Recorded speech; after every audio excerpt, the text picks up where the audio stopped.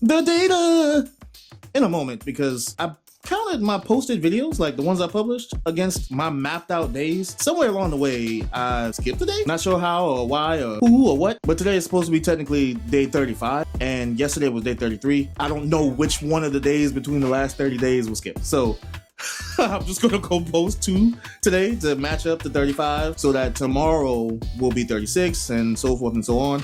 And hopefully that breaks whatever cycle was created. But it's time for you to get your lab coats, because I got the jab notes. As a fat man trying to do one of the most underestimated calisthenic movements on the planet, I have to be true to myself when reviewing. Oh, god dang it. The data! I mean, this wouldn't be an honest journey if I wasn't candid with you with the facts, no matter how embarrassing they might be. Now, I didn't plan to win every single week. I mean, I have been on a mad streak, and it kind of made me a little overconfident. Now, I didn't expect to win every single week, but I was on a mad crazy streak. So it was bound to come a time where I saw at least one loss. And not a regular loss, like not being able to do a pull-up or, you know, not getting my second 60-second dead hang. I'm talking about an actual, like, oh yeah, you failed.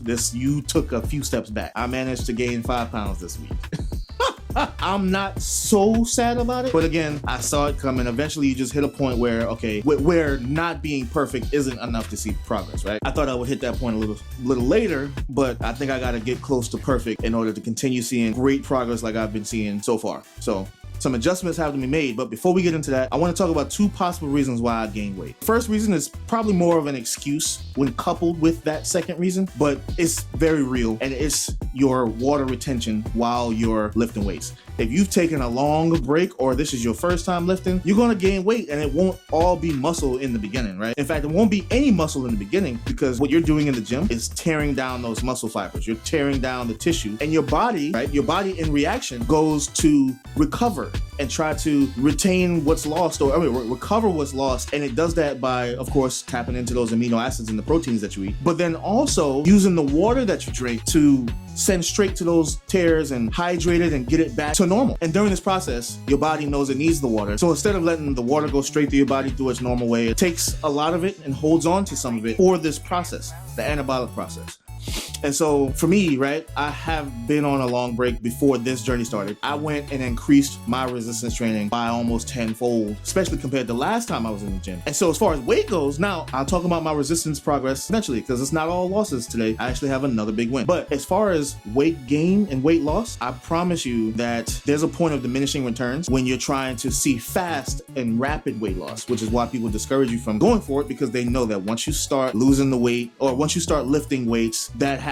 And you get discouraged when you look at that number on the scale. It's not always a bad thing. In this case, yeah, it's not a bad thing if I didn't have this second reason. And like I said, I have to be honest and candid. This was not the best week nutritionally. This was not my top, like, oh man, I'm eating chicken, broccoli, rice every day.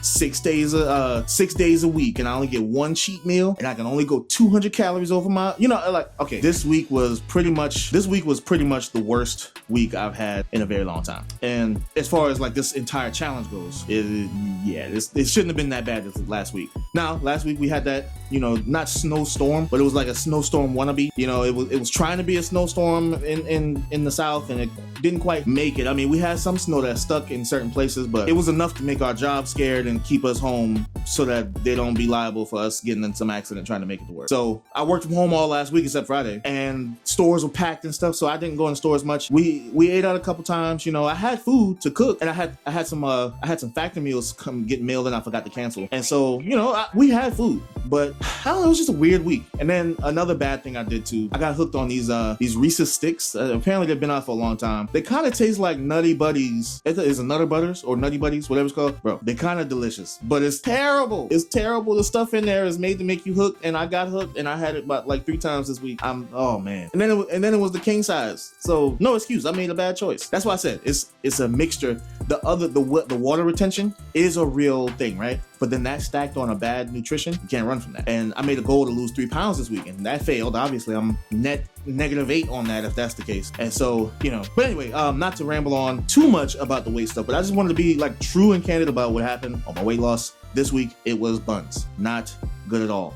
But I hope that some of that weight is, how you gain weight and then some of it goes away when when you make movements and when you go through, you know, it just kind of levels back out. I'm hoping that none of that's permanent. We're gonna get back to 313, which is what the lowest I've been on this challenge so far. And then hopefully get to 310. I'm trying to get the sub 300. I haven't set a date, but I probably should. We'll circle back to that. But now that the shameful data has been covered, let's talk about the wins. You might have seen last week or the week before, I can't remember. I think it was last week. I got a 48-second dead hang. You know my goal is to get a 60-second dead hang before I start moving on to other things like scapula pull-ups, gym ring pull-ups, and other conditioning, like pull-up conditioning and practicing and all of that stuff. I'm really close, man. Really close. So I can't wait. We're about to get that 60-second dead hang. It's gonna be really cool. 48 seconds is the max right now. I'm gonna try to get at least 50 seconds the next time I try. My fingers are gonna hurt. They're gonna feel like they're falling off, but I really wanna get it. As far as resistance training, last week my 1 rep max was 235 on the lat pull down. It's now 245, effectively changing my working sets from around 165, 170 to about 180. So I'm looking to try to get 4 to 5 reps of 180 on my working sets now, since that 75% rule that I created last week makes me work heavier. And what I expect to do with that is to progressively overload that weight. As far as progressively overloading, 70 pounds was my previous 1 rep max on the assisted pull-up machine. Now I only need 60 pounds. Like I said, wins in the gym all around. Despite the weight gains, we got wins in the gym, maybe. So a lot of highs and lows this week. My next video that I do will briefly cover my plans for this week and how I expect to tackle this weight issue that I've created this past week. Normally, here's the part where I would say see you tomorrow and I hope you follow, but the next video you're about to see is posted today as well. I'll see you today and I hope you stay, maybe? No. We just, you know, I'm gonna just cut it short right there. That was terrible. That was